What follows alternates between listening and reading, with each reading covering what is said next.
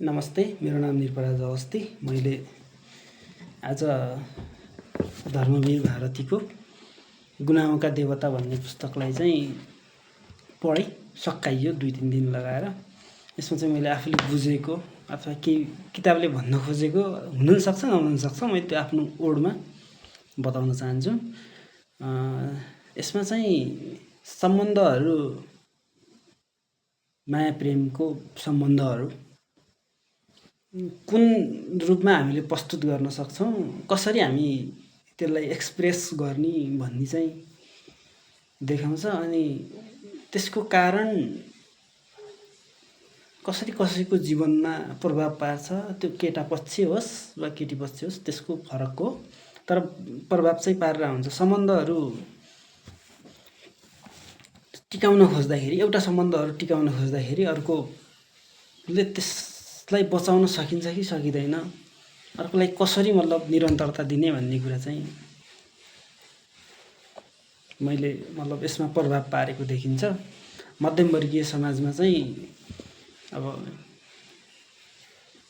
सानैदेखि केटाकेटी हुर्किन्छन्, उनीहरूले बिहेको सम्बन्ध नि होइन, भाइ बहिनीको सम्बन्ध पनि होइन, तर त्यो उनीहरूभन्दा फरक टाइपको हुन्छ, तर उनीहरू सँगै रहन चाहन्छन्। जस्तो अहिले छ त्यस्तै, तर जीवन सधैँ त्यस्तै नरहिरहन सक्छ।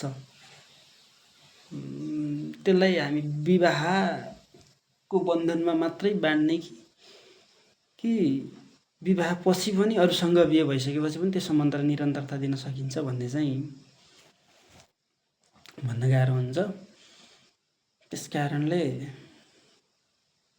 सम्बन्धलाई दिगो बनाउने, सम्बन्धमा चाहिँ एक प्रकारको विश्वास हुन्छ नि, त्यसलाई चाहिँ कसरी लिन सकिन्छ भन्ने चाहिँ मैले बुझेको।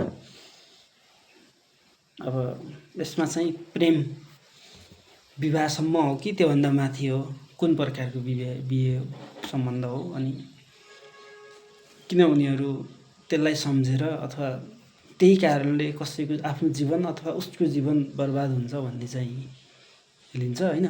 तर पनि एउटा के छ भने अन्तिममा चाहिँ कस्तो घटना नै सम्बन्धहरू बिग्रियो भन्दा नि सप्रिय जस्तो देखाएर अन्तिम नै दुःखद अन्त्य हुन्छ। केटी पक्षको मृत्यु भएको जस्तो होइन, मृत्यु भएको उसँगै बस्न चाहे तापनि उसले सहन नसकेको, उसको कारणले त्यस्तो भएको हो कि भन्ने जस्तो देखाइरहेछ। धन्यवाद।